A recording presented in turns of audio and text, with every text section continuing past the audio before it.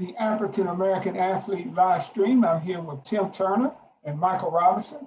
We're joined by our first guest of the evening, Robert T. Green, the CEO of Pre-Post Game LLC.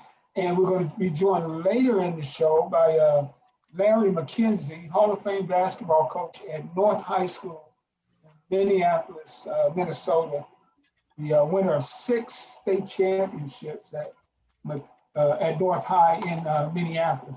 But Rob, I had to get you on there, man, after watching, and welcome to the show, man. We appreciate Thank you. In a couple of minutes. But I wanted to get you on tonight, talk about last night's national title game. Alabama rolled over Ohio State, 52-24, just a dominant performance on the field. And a lot of people were impressed. I mean, you can't help but be impressed by that team. But one of the situations that came up last night was Waddle entering the game. He's been out for a while. Understand the kid wanted to compete and everything, but I don't know if that was the best choice in the world. And do you feel head coach Nick Saban should have had more of a say in his decision to go to play despite his ankle problems? Well, first of all, thanks you guys for having me on. I definitely appreciate you bringing me on to speak on this actual discussion. Everything that happens in Alabama is directly tied to Nick Saban's, not only a discussion, but his directives. I've been in this business for a long time. I've consulted with athletes, publicly, privately, parents, things of that nature. When it comes to decisions like that, you can just look at the history of Alabama. This is the last 3 to 4 years. If you go back to the linebacker who came from Alabama, ended up going to the combine, who had an injured shoulder, got kicked out of the combine, basically ended up burning out the league relatively quickly based off those things you had last year with Tua, who ended up having surgery. He basically came back to a game 1 week after the surgery, was playing in a game that was up 35-7, I believe, in the second quarter, and still in the game. And right after that, almost had his hip ripped off his bone with the directive of Nick Saban, uninsured, by the way. And then this year, where Jalen Waddle was a top 10 projected wide receiver already prior to coming into this pandemic-based season, where at the end of the day, that bag, as the kids say, was already secured, along with Jamar Chase, the competition for him out of LSU, who essentially opted out. With that being said, he broke his ankle. And when he broke his ankle, like I said, when I try to explain to athletes and to their parents, the NFL cares about you doing 2 things. One, if you're healthy, and how you project at the next level for them. So the thing is that when he basically got hurt at that time, one is our opinion, he should never have been playing in the first place, because once again, in business, when you secure any type of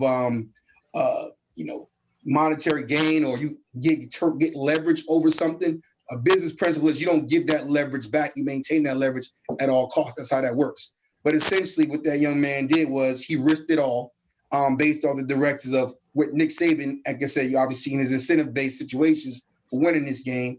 And then essentially he came back after the broken ankle, and you had several NFL players and several people like myself online pointing out again that this is what happens in Alabama. Another Alabama player being sent to the NFL as damaged goods, and it's going to cost him monetarily, and it's going to also shorten his career when it's all said and done. He basically effectively just made Jamar Chase essentially, or his teammate Devontae Smith, the #1 receiver taken in this year's draft, based off him not understanding the ramifications of his business.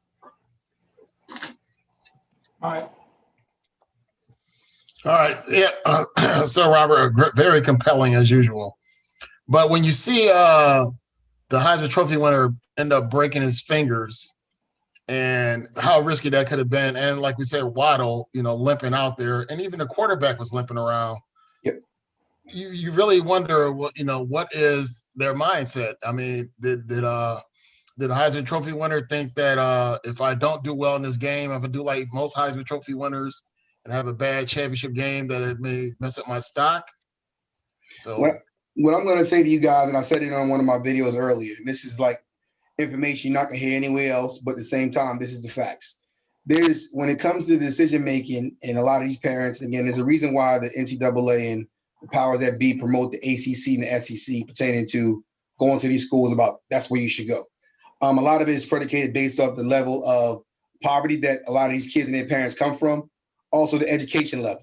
Understanding what the actual NFL looks for, understanding that contracts aren't guaranteed per se, understanding that literally, like you talk about, when I advise athletes that I'm looking at, say, going into their junior year, first thing I tell them is that pertaining to how you take care of your body, how you conduct yourself off the field, is severely important, and this is why. This is going to be the longest 2 years of your life.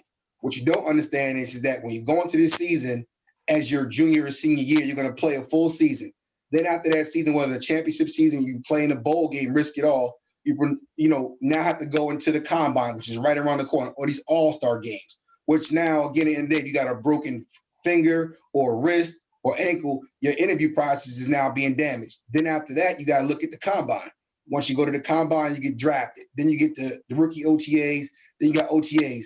Then you're in the NFL now with minicamp. Then you got rookie. Then you got the preseason. Then you got, if you're on a good team like my client is, you end up playing 17 games plus 4 to actually get to the actual Super Bowl NFC Championship game.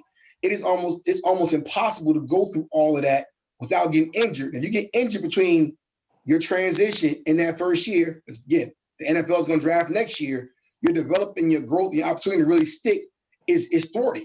And again, the people in the NCAA and these coaches act like they don't understand that. And a lot of these kids don't think past this actual game. Coach say, do it for the teams. Coach says it's for the championship. Essentially, like I said again, the young man, congratulations, they got aluminum rings, some hats, some T-shirts, but literally millions of dollars just left, and he can't recoup that at all. Yeah. Yeah, I was looking at that last night, and I was thinking of a couple of things. I remember the last series of the game where that center came in just to run a couple of plays, the kid that got hurt. Yep. The game was decided by them. I look at when receiver got hurt, Smith got hurt. They didn't bring him back in. I knew when he hit it against that cat that he had dislocated his fingers. And I was thinking, man, up by that, as much as they are, they don't need to bring him back in the game. It would have been interesting to see what had happened had that game been closer. Right. To see had he been brought back out there. As for the kid with the ankle, I thought for sure he was just going to be a decoy because there's no way he should have been playing. No way he should have been playing ever at all. And I'm just saying, but as Vicky spoke to it earlier, it's the competitive nature of an athlete. They want to be out there for their team. They're not thinking about, I don't think they're thinking about all the other things. The kid that has the bad ankle, he knows he's probably still, he's got some time between now and April to shore that ankle up. But it's not going to be like it was before he got it hurt. And at the same time, I don't think these kids, they're going to get paid both. He'll get paid, Smith will get paid. It won't be the money they would have had for especially the kid with the ankle, but Smith's going to get paid. To me, last night's performance was the best performance of a collegiate receiver I've ever seen. Ever. Now, just to your point just now, so there's another factor to this. So Mac Jones, again, and the running back and the receiver, they will all be 23 years old going into their rookie careers in the NFL. Mm-hmm. So once again, if people would like to throw out how great Nick Saban is in championships, I said the coaches that have been successful in college are the ones that have been able to convince multimillionaires to risk it all for hats and T-shirts. And that's how it's always been, and it's always going to be. There was no coaching job that Nick Saban did. Those guys are already 22 years old. Last year's first pick overall, Joe Burrow, was 24 by the end of his rookie year. And so when you're talking about grown men in college playing against kids, they're going to dominate. But if you just go back again, talking about making business decisions, and that's the problem. Right. There's a group called Cornerstone. And again, Cornerstone is led by Joe Mendez. So you guys, your audience, understand and remember this. You're not going to see this or hear this on ESPN. You're not going to hear it on First Takes First. You're not going to hear it anywhere. Joe Mendez is a former NFL consultant in certain areas, and he's basically worked with a group called Cornerstone, actually around the corner. I know about them, they don't know about me. But the reality is that they basically are contracted by the SEC and the ACC. And what happens a lot of times when these kids start trying to ask questions about should they stay or should they go, people like Nick Saban, when he don't have full control over the parent, they'll say, hey, go speak to Cornerstone. They basically are independent and third-party consultant that will basically give you the best interest on whether you should stay or go. That's not even what the NFL does on their actual junior situation when it comes to what's going on from that standpoint.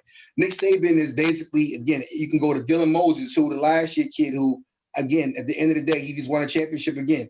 Now they're talking about he was about to quit football because he was convinced or was persuaded by Alabama to remain in school when he thought he was going to be a first-round pick last year. He thought he was.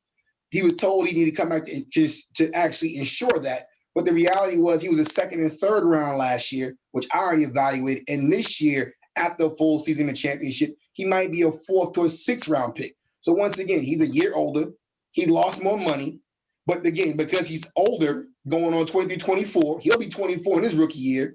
But Nick Saban, having that grown man on the field, now been able to secure another championship and all the different incentives based off these same athletes, not understanding that they just gave theirs away to ensure his. Hey, Rob, what? Yeah, you got some guys that are going to have. Everybody has the ability to come back for another year. Nobody loses eligibility this year, and you have some conferences that are actually going to play football in the spring. What would your conversation be with a kid who borderline NFL guy playing in the spring? And what are your thoughts on guys coming back for that final year eligibility? That's a complicated question, but the reality is this is why it's an individual-based thing, but this is the problem with that scenario.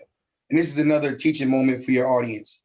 When they thought the NCAA, when they said they don't come back next year, the reason why they even made that statement, and many people are screaming up and down, well, how are you going to pay for all these guys? And I explain again, scholarship is not what you think it is. As long as you come from a poor place, your parent, whoever's all your guardian, is going to fill out that FAFSA form. So everything will be predicated on financial aid regardless. So again, they can tell you all these guys can come back, and they still making money off apparel that they basically stocked over in 9 figures over the last 3 years. They got Nike deals for 7 to 8 years, so that's nothing from that standpoint.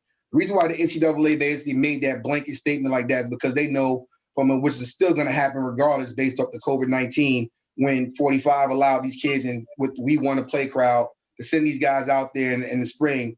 And essentially what they end up doing is saying is by we saying they can come back and play, we basically feel like as the NCAA as a whole, we separated ourselves for what this actual class action lawsuit of all eternities that's going to happen in the next 10 years. So by saying that, they're saying, well, you can come back if you want to. But the reality is when it comes to the NFL, what you have now is a loaded, stacked group of people. And for the guys, unfortunately, that decided to come back next year, don't realize the NFL doesn't draft you higher because you're older and more film. They draft you because you're younger and you have less tread in your tires. So the same way that those guys decided to come back next year for an Alabama or Tennessee, so I happen to know that Alabama had a 6-year player on their roster last night who could be for 7 years. And I know Tennessee had their center was a 6-year player who can be there for 7 years. So again, look at these. Again, I'm specifically talking about the South and the SEC.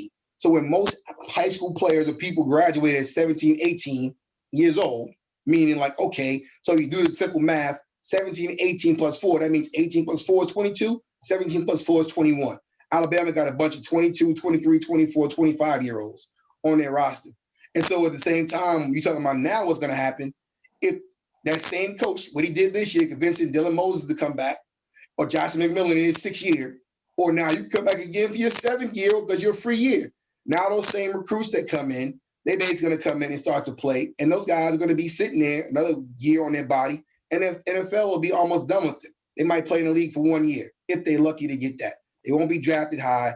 They'll be practice squad fodder at best. And if what you don't know about this business is that the NFL, you have to play 3 years to be vested. What that means is to get your 401k, your benefits, which again is not long term.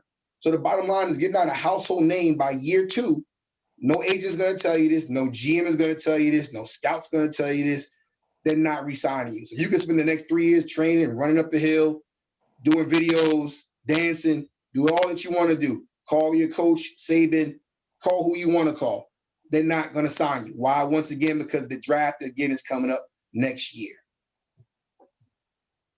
Well, and the funny thing about it is that you think going back to that game, the turning point should have been in Ohio State's favor, but it ended up flipping back to Alabama when the targeting play happened, and they were about to tie the game up at 21, and they got the targeting play, and the guys kicked out the game, and you would think that the momentum went to Ohio State, but then Alabama stopped them to a field goal, and then they blew it open after that. So that right there was the moment that Ohio State was out of it. Right. So full disclosure, I didn't watch the game last night, and I'll be frank, and I said that on my own platforms because I'm really disgusted on how this thing kind of turned out as a whole. There's a lot of kids and families that are out in the situation with this college football, and they try to make it seem like everything was great. Like I said again, what led to what we saw at the Capitol, again, I was saying it 6 months ago that this whole thing, when they sent these kids out there without the coaching staff, without the administration, without the other students, you had them out there in a pandemic as guinea pigs for their herd immunity experiment. And then they win a championship last night. And you see the same thing happen again with the same kids in Alabama running around the street, spreading again.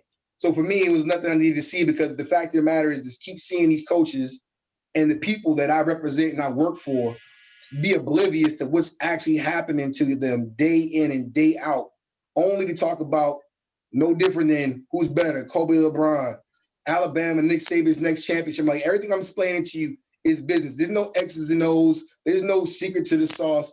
Again, a lot of these situations, if you understand sports in the pro level, they'll say it. They'll ask you, they'll say, oh yeah, look at the Knicks. They have the youngest team in basketball. Look at the Lakers. They got the youngest team in this such and such.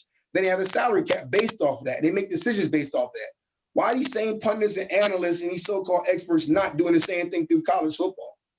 Like there's some players in college football older than the pro guys. Especially when you talk about the balance of pro football, the taxing that of football period, the taxing it takes on the body.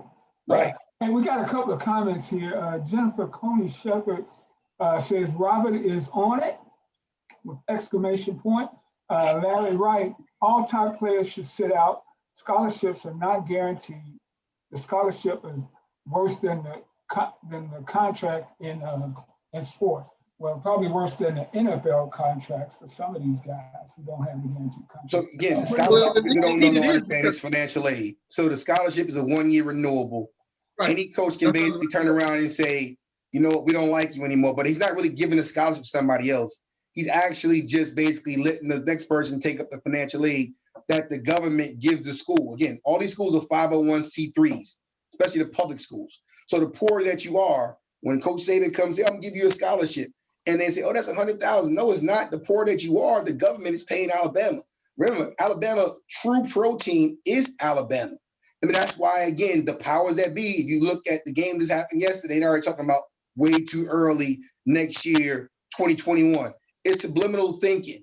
You got the next group of kids turning around. He showed all these pictures about them winning the championship, but they're not showing the kid that was dragging his leg. And right now, when he's talking about, man, when his agent that calls him, or whoever that agent he signs with, tell you you're going to be all right. No matter what agent they sign with, no matter if they think they're the best agent in the world, no matter if they're the worst agent in the world, Big Bird and Ernie, what's going to happen with this kid right now is already set in stone. He's injured. He's damaged goods. Yes, he will still get paid, but it's not a long-term investment. And the reality is teams are going to look at it just like that. And the reality is now sports is the only job in the world that we go to work every day. And I say weeks, I used to play, that you literally go to work and somebody's there to take your job. So if you don't maximize every amount ability to get the most value out of your body, the most value out of your money, the most knowledge and understanding the business that you're in, you're going to fail. And Alabama pro players transitioning from pro to college have failed a lot. You guys have heard it already. You're analysts. How many people have you heard right now saying, oh, man, maybe we should have took Justin Herbert over Tua? You think? What quarterback has Nick Saban ever basically generated or developed to go in the NFL and be successful? But you want to say he's the best ever. It doesn't add up. It makes zero sense. And that's why I say for me, it's like I come on just to simply talk about the business side, because the other stuff, I don't even have time for it anymore. It's all smoke and mirrors, and that's the issue. So, we'll see what happens going forward. Yeah, look at it that perspective too. It's like you're saying how great Saban is. I look at it the same way. I saw Mike Krzyzewski's first Duke teams when they didn't have the athletes that they had, right. And Georgia Tech was beating them down by 25. Right. When you get athletes, you start winning. It's that simple. The best athletes win. SEC wins all the time because the SEC has the best athletes. You knew Notre Dame was going to get their butts beat down because if you're any good, you're not at Notre Dame. If you're any good, you're not really at Ohio State. If you're any good. Why is that, Tim? Why when you go to Notre Dame, you're good at football? Break that down to the audience. Why when they go there? Oh, that's brand. Why wouldn't they go there? The most of them. because it's not really education. These kids don't come to school to learn. It's all about football. It's football. It's money. It's a pro sport, and they don't want to pay them. So you go to Notre Dame, you actually got to go to school in class. But that's not what they want. That's why they go to Alabama. That's why they play in the SEC. That's why, again, all this stuff that's happened with these players over the years, whether it's Aaron Hernandez, Percy Harvin, I'm specifically mentioning this for a reason, Cam Newton, Dwayne Haskins, the names I'm listing right now, is all players under Urban Meyer that couldn't control themselves on up the field the proper way. But now you're talking about wanting to bring them to the NFL again? Based off what? His best quarterback ever coached is Tim Tebow. See, people, again, for whatever reason, they want to continue to go around what the facts are. So when you come to me as a consultant about where you're going to go to school at from college and you're a quarterback, you know you're not playing for Urban Meyer. You know you're not playing for Nick Saban. I'd rather send you to North Dakota State because they're about to have 2 players in the first round. They already had Carson Wentz and they about to get the guy in Lance. So the fact is, Eastern Illinois. Pay attention to that stuff.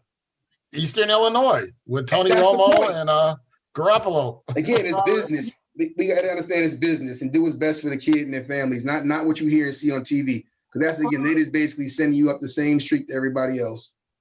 Right. I'm still trying to get over what you tell me. His best quarterback was Tim Tebow. I'm not lying. He's hiring him to go but coach. He did have Cam Forte. Didn't he have Cam Forte?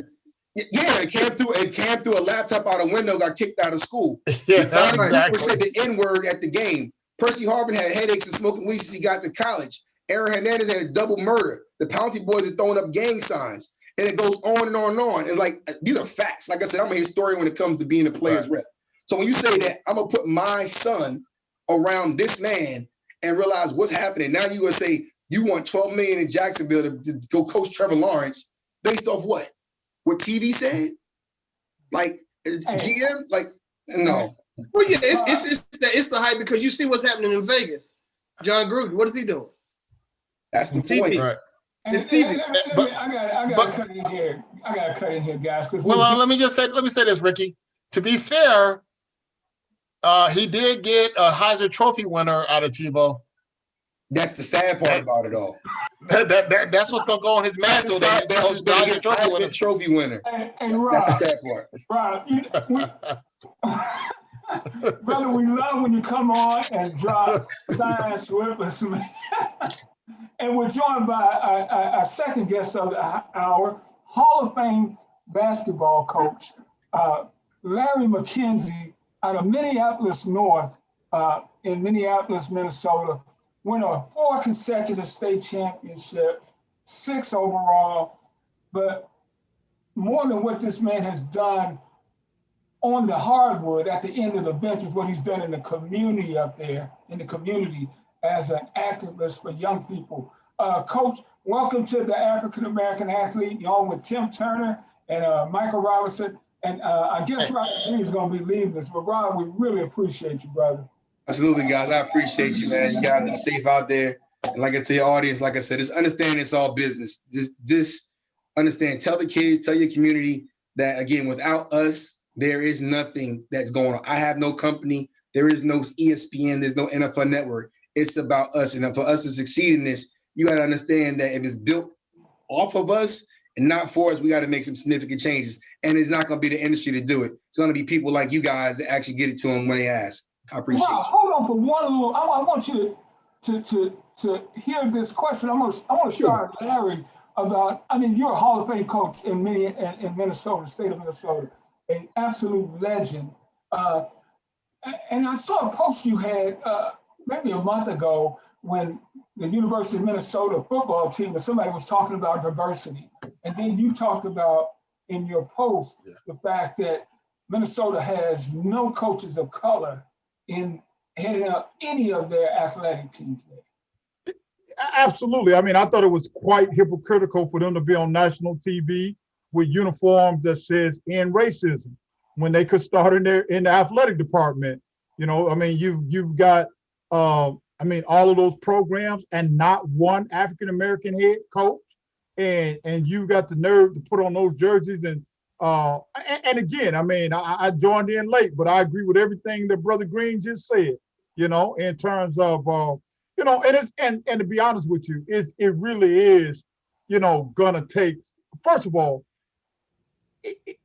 and you just can't say all of us, because there's a lot of us that's scared, right?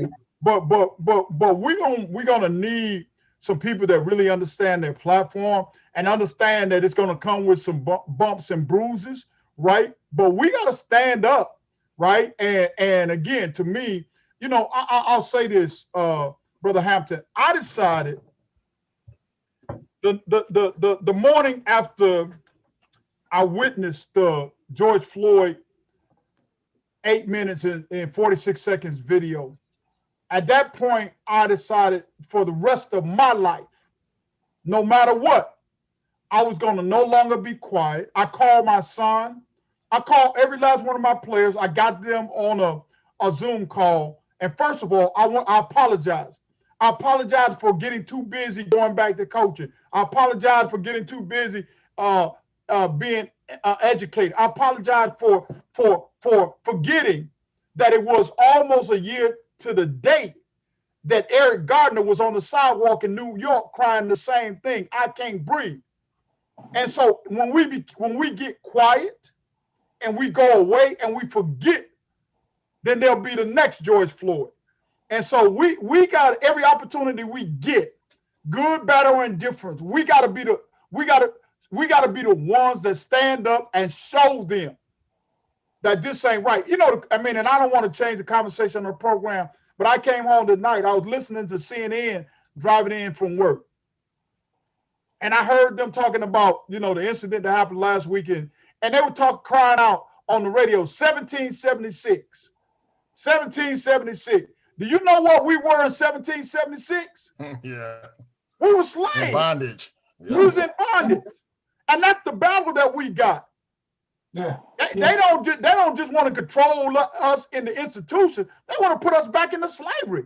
And to Brother Green's point, really, if we want to be real, when you start getting to the next level, for we witnessed last night, why did they bring those football players back? To do what they did on Monday night, to make a whole lot of money. And not one of them, not any of them kids that took any bumps or bruises. And I don't care about no scholarship. They ain't getting no checks. Nope. They ain't getting no checks. I want Rob to hit on that before you go, Rob, and especially a piece about the University of Minnesota and their hypocrisy. Well, again, like I said before, if you go back to a couple of years ago, I was one of the first ones to speak out loudly about Jordan McNair and what happened with University of Maryland when he died. And then they made it more so about the heat stroke, but not the coach, DJ Durkin, and the strength coach, who basically told him to drag his ass off the field when he said he couldn't breathe as well. That man is still coaching right now in the University of Mississippi, because he probably couldn't know where else to coach. But in Mississippi, kill a black guy, you can still coach football. They'll look the other way. My heart breaks for Tanya and his dad, Mr. Mack, simply because at the end of the day, that shouldn't have happened. And like I said, for me, when Mr. McKenzie just said right now, I've been made that decision. I made that decision 6 years ago when I started this business. When I said I'm the player's rep, I said I'm the player's rep. I know enough where I can play on the other side of the fence and do well. And like I said, I talk about business. It's always better to be the one and one of any day of the week. I am the only one to do what I do. And I do it with a badge of an honor, saying that if you screw these kids, it's going to be a problem. So what happened when Mr. McNair's son died, their response to that was a mediocre amount of money and a helmet sticker and a 3-year retirement of the number 79. And the reason why that's significant is, once again, the kid wasn't even valued in his life to actually had the quote unquote number retired. They put a helmet sticker on the back. And that's what colleges have always used as to say, go ahead, break your hand, break your foot, do this, but you know what? Be happy with the helmet sticker. That shows you're validated. You give me the sticker, you give me the t-shirt, I take your life, I take your money. We have allowed that to be what our value is. And I don't believe in that whatsoever. So when I say, again, pay the players, no pay, no play, that whole thing about this year, like you said, last night for Alabama, the same state where a lot of these people that went down to the Capitol and did what they did, flew right back to Alabama screaming, roll tide, and plan on coming back to do something again against African Americans. But once again, I'm not going to ask anybody else to do something in this industry to help the players, because the bottom line, I know how it's going to be. I know how this thing is built inside and out. So the reality is it's going to be me educating others to understand what to see and how to do it going forward. So like I said, when they put helmet stickers in racism, same thing Dabo Sweeney did when he didn't want to speak about it. Again, I was the first one to say, and Mr. Ham, you can corroborate this, is that look at all these things that happen in these communities, African Americans, and none of these coaches saying nothing about it. Because again, now realize what it is. It's not family, it's business. So I'm not even mad at the NCAA. I'm not mad at anybody. I'm mad at the fact that we don't understand our own best business interests and keep falling for the same thing over and over and over. And that's where I said you can't say Black Lives Matter if you don't understand the value of the Black life. And if you let somebody else basically dictate to you how that's going to be, you will never speak the way I speak. Because again, if I said right now, if I came in a room with no matter what agent, I say the names, Rock Nation, CAA, Athlete Search, Jay-Z don't know more about sports than I know my pinky. But because in a situation when it comes to the rappers, and you rap about how he got there, some kid that watched him is going to basically take up his service over mine. That's a bad business decision. I don't know what to tell you, but I'm not going to pretend that it is that it's not. I'm going to tell you that it is. And then when it happens, you got to see for yourself. But that's what we, again, as people, got to become more confident about what we do. But we can't do that until we really educate ourselves. And it's not going to happen by watching ESPN and having 5-hour debates on First Takes First, the back in the day cold pieces that they involved to this and involved to that. They say the same thing. LeBron versus Kobe, LeBron versus Jordan, this one. They're not saying anything. We're just going in circles. We're going in circles. LeBron is the reason why all y'all make money. And y'all still bashing him. If LeBron don't speak to y'all off the air. That's a fact. So that's all I want people to understand is know your worth, know your value. And that's my take on all of this. You're the best. Rob, the bottom line is this, Rob. The truth is bad for business, for those sports networks. Oh, yeah. Not for me and not for my clients, Mr. Turner. Yeah, I'm saying for those guys, those first shows. I don't work for those guys. I don't work for those guys. I work for the players. That's not my problem. Because without the player, they don't have a job. So they got to learn. So that's what they got to understand. Had the pregame show been about them guys getting checks, that'd have been a problem. Yeah. Hey, the reason there is the Golf Channel today is Tiger Woods. They done made all kind of money off that, brother. Right. And Rob, thank you so much, man. Thank you guys. I appreciate you. Brother. Be safe out there. As we speak. And Ricky, Court TV was started because of OJ. Yeah. Hey, Coach, happy belated J5, Coach. Yes, since we didn't have you on last week. Yes, sir. Yes, sir. All right, yo. Coach McKenzie, I was thinking about what you were saying, though. Minnesota not having any black coaches, and I was thinking, I said, man, outside of the pro teams, and outside of some brother being accosted by a cop, you don't see too many brothers in Minnesota and the rest of the world. It's got to be something that's tragically happening to a black person in Minnesota before it gets any kind of run, any kind of coverage. Nope, I had no clue about Minnesota not having anybody on their staff. Probably nobody thinks about that. Let me just share another interesting fact with you. I mean, you all know that Iowa State University Stadium is named after one of the first Division I black players, Jack Trice, right? Okay. And the story with him is his last game was played against the University of Minnesota. And they beat him so bad that a week later he died. I didn't know it was a Minnesota game. I heard the story. It was a Minnesota game. It was a Minnesota game. Oh, man. Wow. Wow. He died from his injuries. He died from his injuries. Right. He refused to come out the game. He got hurt, refused to come out the game, right? Refused to come out the game a week or two later. But that is it happened on the University of Minnesota campus in their stadium, not the existing one. But again, I mean, those are things like that. I mean, and I don't know. I mean, I have to do some additional research, but I doubt if there was ever an apology made. Oh, no. Probably I don't have to look that up. Oh, no. Yeah, go look it up. Yeah, look it up. I mean, matter of fact, ESPN did a story on it earlier in the football season this year. That's what made me aware of it. And that's what pissed me off even more so when I was responding to that in racism on those jerseys, because I knew it was a bunch of bull.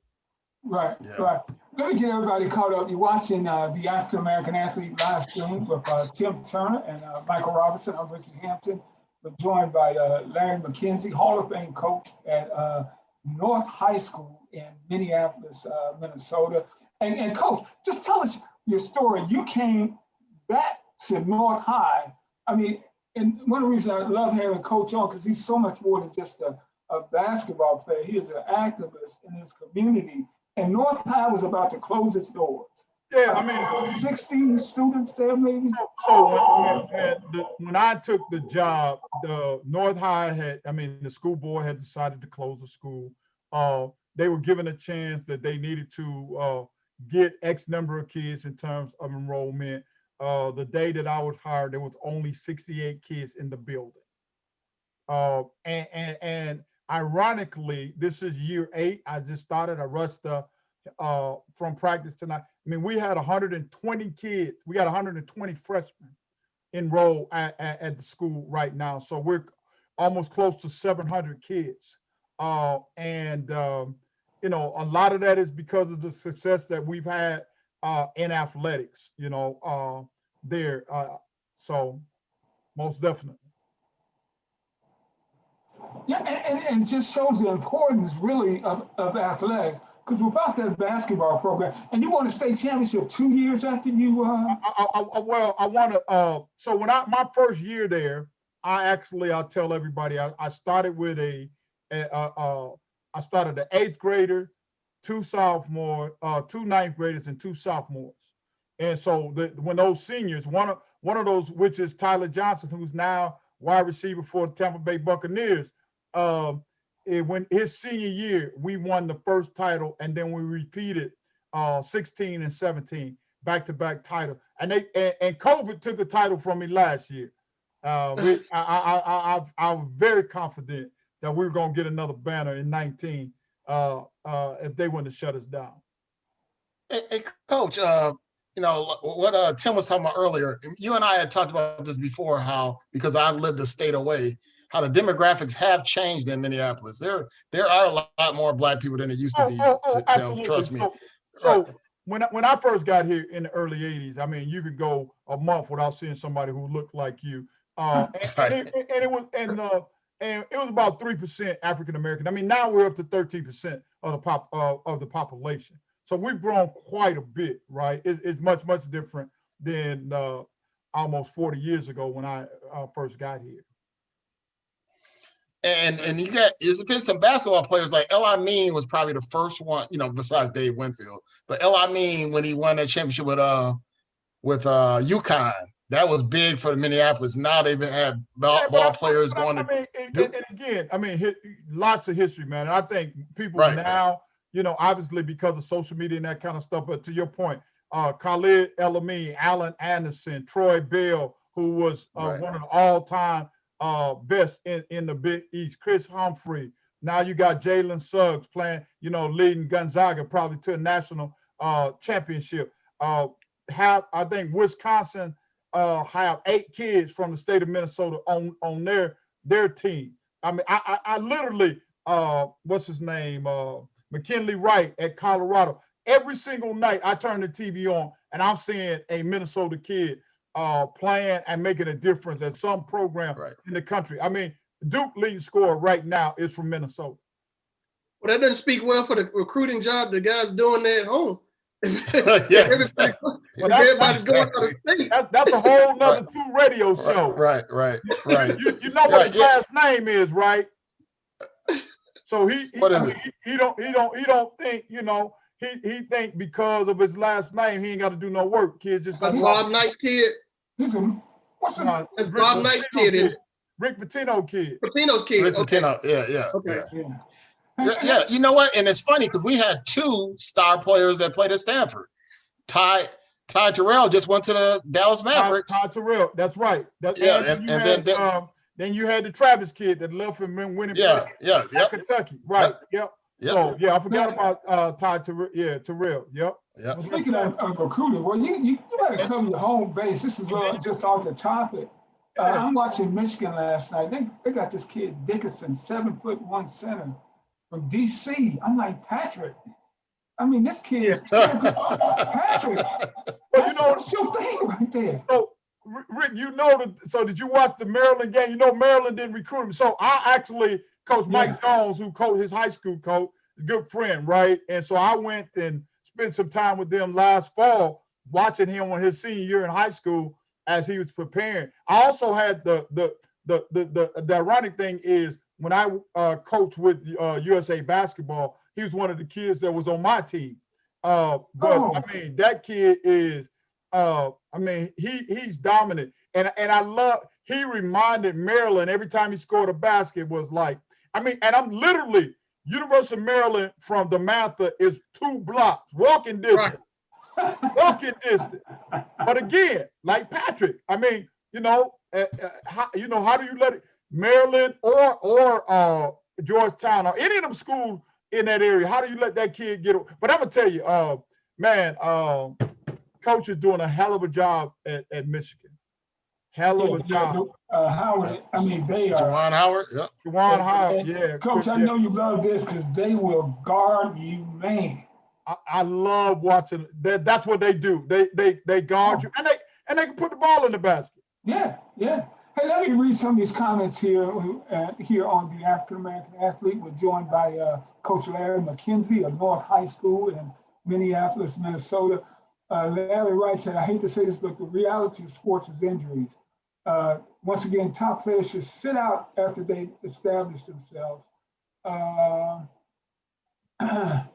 Diversity and inclusion in sports is a business and a joke. Talking about college and diversity. Let me see if I can get a couple more times. Great discussion. How do we collectively get athletes to understand their value?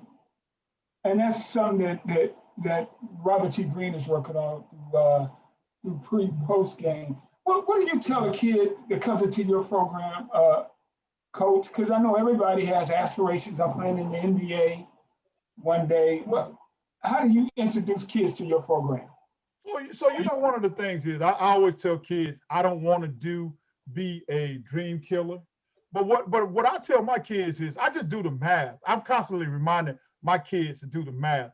I mean, first of all, when you look at, there's only 331 Division I programs. On an average year, they might have 2 to 3. So really, on an average year, it's less than, and I won't be conservative, it's about 1,200 scholarship, Division I basketball scholarship, right? And then if you're lucky enough to get one of those at the next level, how many guys get drafted? There's 60 jobs per year. That's like dying and going to heaven, only the chosen few. So you need to have a backup plan. And so one of the things the last couple years that I've really been working on with my kids, and we've been building a great relationship with the Minnesota Timberwolves as of late. And what I'm doing is really exposing my kids to all the jobs that I'm showing them that there's other roads that lead to the NBA. And so no matter what you want to do in life, the NBA needs security, they need accountants, they need cameramen, they need scorekeepers, they need, I mean, everything, they need auditors, they need salespeople, every single thing. And so you don't have, if you want to get to the NBA, if that's your dream, you can get an MBA and go be a general manager. There's many roads that lead there. So don't just get stuck on that you got to be a player or a coach. But I like to share, like to be real with my kids. NCAA statistic is clear, every level. Less than 1% of kids playing high school basketball will ever get a check for playing the game. You got to have a backup plan. And to me, what every kid that played for me, they'll tell you this. Coach McKenzie will remind them constantly, you use the game and don't allow the game to use you. Absolutely. I'm gonna bring my talent, but you're gonna pay for me to get this education, right? And in the meantime, unlike a lot of other coaches, I'm advocating not just my kids play, but do you got an internship for them in the summertime where they can get exposed to 3M or some of these other kinds of places? So so we're trying to do those things with our kids and telling our kids, you need intern. You gotta, I tell my kids, I bring in people that look like all of us on a weekly basis. Black men who are vice president at US Bank, Wells Fargo, all those kind of things. And I tell my kids every single week, don't let them leave without getting their business card. You stay in touch. And we've been blessed, man. I mean, we've made some, real connection. My kids this summer, I mean, we had the general managers from the Timberwolves. We had Vanderpool. We had Ryan Sanders. Our kids got an opportunity to spend an hour with all of them over the course of the summer. So it's about educating them, right? At least, like I tell my kids all the time, when you leave me, the one thing you won't ever be able to say, nobody told me. Nobody never told me. Yeah. Then now you're making choices. Hey, Coach, do you ever run into a situation where, these kids go to these colleges and it's almost like a year-round thing where it's like, that internship, especially over the summer, no, you need to be training, or, during the year, you can't work. So I don't know about that. So do you ever run into that, even though you try to? I mean, absolutely. And then in those situations, what I try to do is just like you guys are talking about, I try to get parents to advocate for their kids, right? And we all know, man, look, if you ain't good enough to go for that one and done, the longer you stay, the less chance you got of getting, drafted, right? How many seniors went in last year's NBA draft? Maybe two. Not that many. Right. You know what I'm Not saying? many. So at that point, man, you got to start thinking about, and the thing that it took me a long time, and I tell my kids now, at that point, you got to start thinking about being selfish. You know what I'm saying? What's in it for you? And you can get a job in an internship and figure out a way to stay in shape and work out. That's true. All right.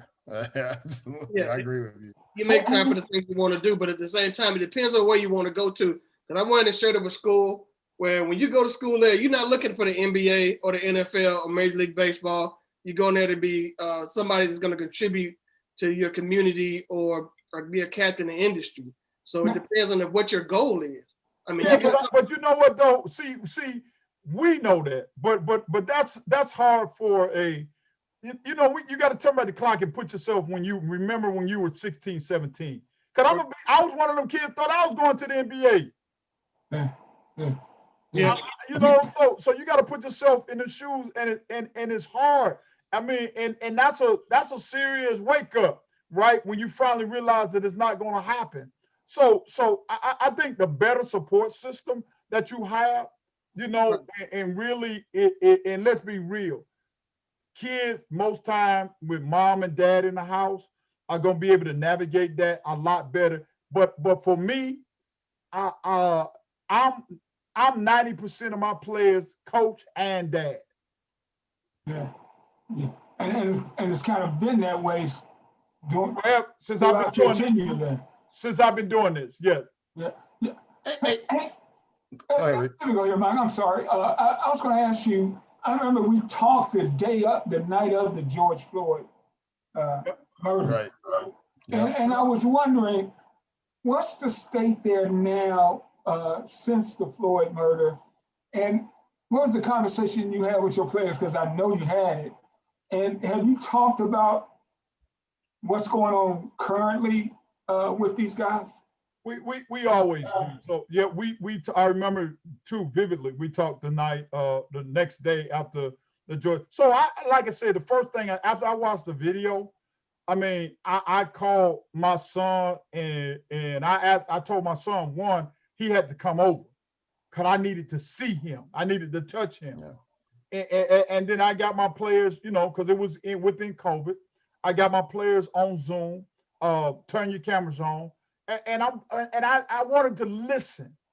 That wasn't a day for me to talk, motivate, inspire, do any of those kind of things. I just wanted to listen. How you feeling?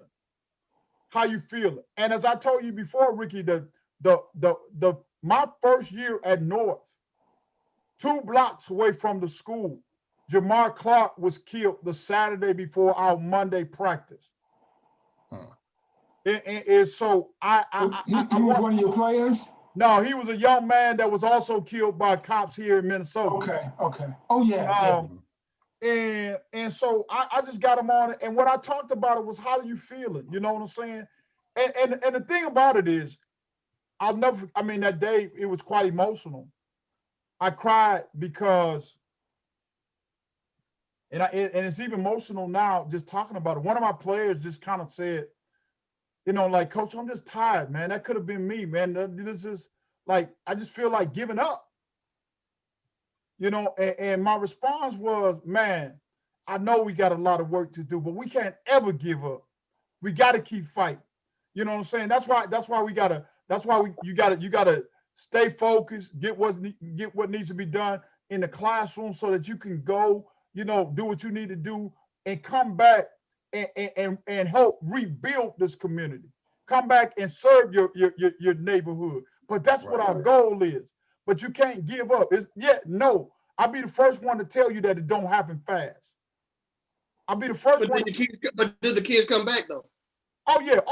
You know, I mean, it was. I think I told Ricky this.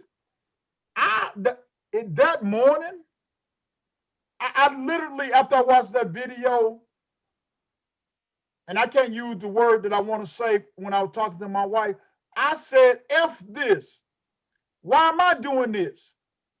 After you see the way, you know, when you watch what happened to George, like that could have been any of us or any of my players. Yeah. And then, you know, I mean, it was a short moment, but then when I look at and I know the impact that I've had, the answer was there. That's why you're doing it. And even more recently, I thought about, I don't know who coached George Floyd. I know he was a hell of an athlete. And it really makes me reflect.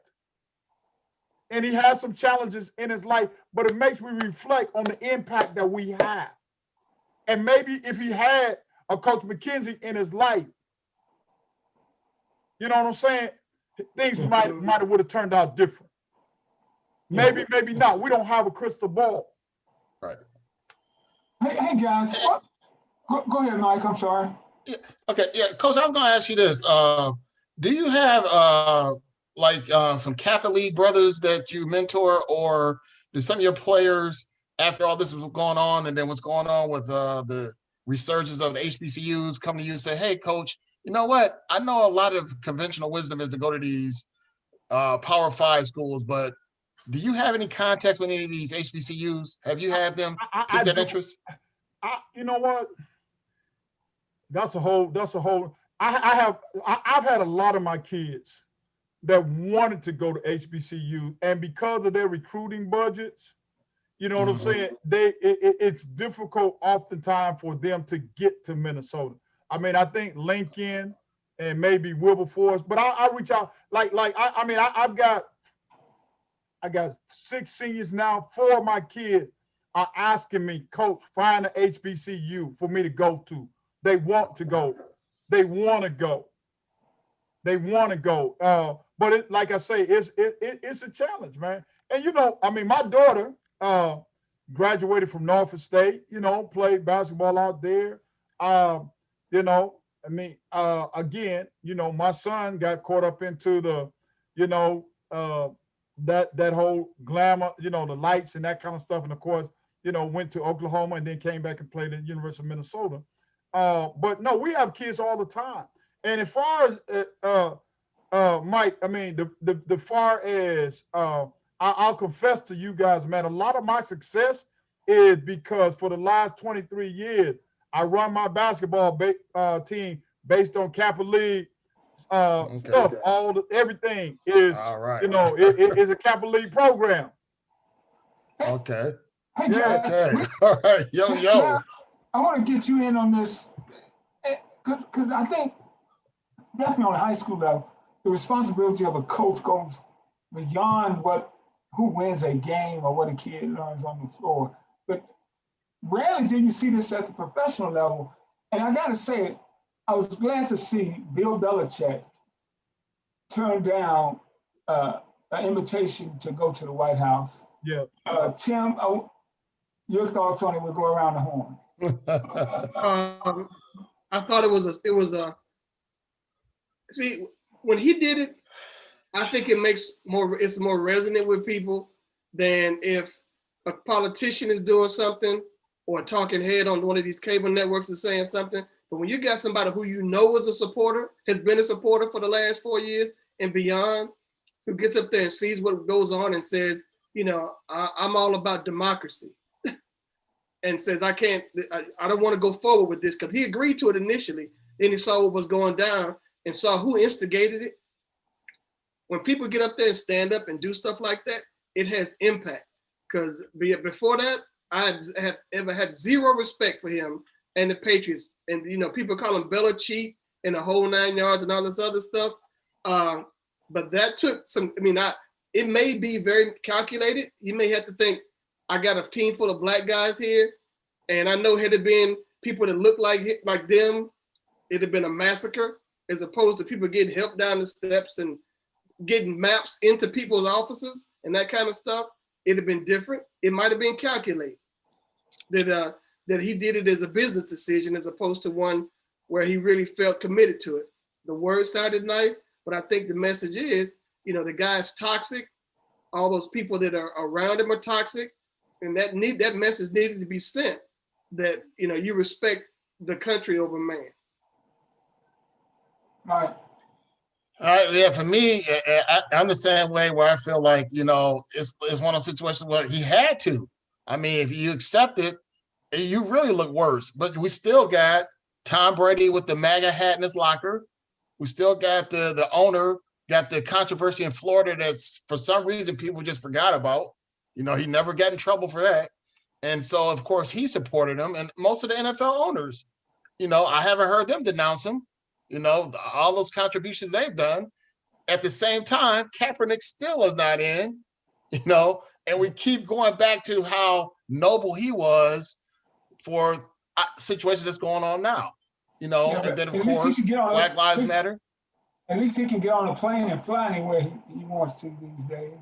Well, yeah, I know, but yeah, I think it's more like Tim said, where he kind of iterated that it's more calculated. He has to look at it now that, hey, look, I've been very benevolent to Cam Newton this year, and how would this look now?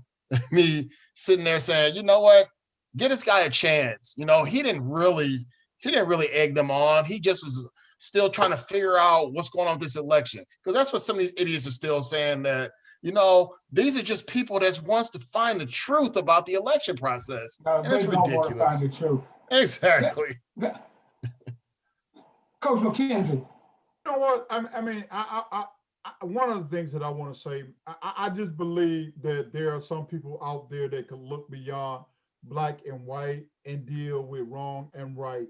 And I want to feel like, just like from the very beginning, when there were folks that helped Sojourner Truth and Harriet Tubman and Frederick Douglass, that there are people that are willing to be co-conspirators, right, for us in the game. And so we need, so just like Belichick, but Steve Kerr, Greg Popovich, there are some folks that I want to believe that just got a heart, man, and know the right thing to do.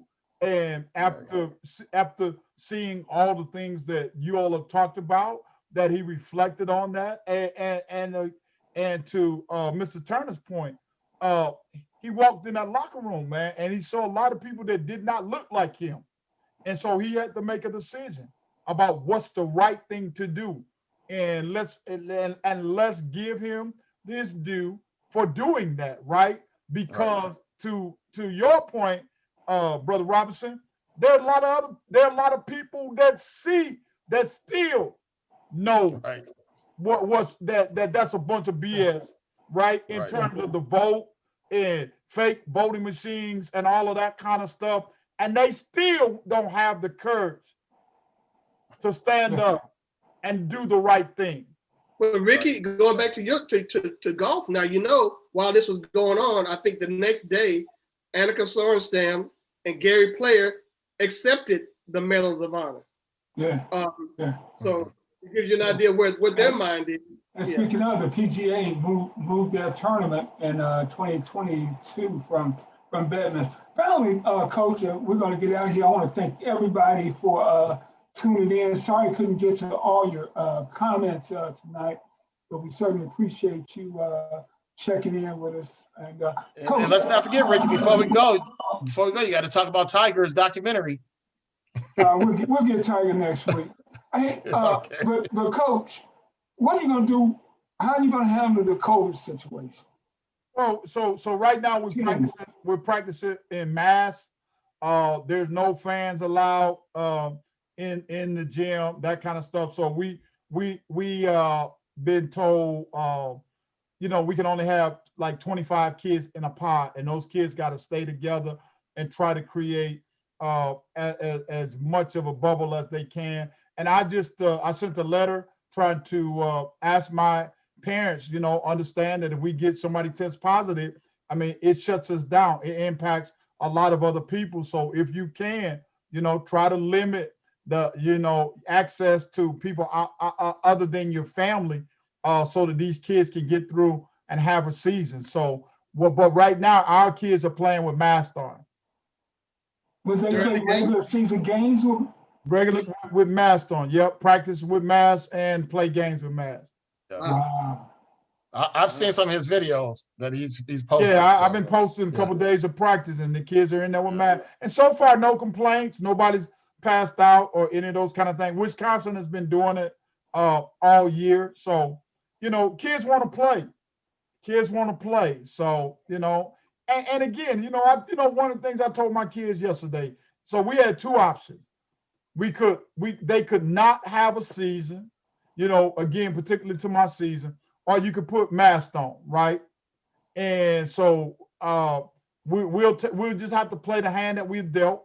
And right now, that is, we have to play masks. Hopefully, again, these numbers will go down, things will get better.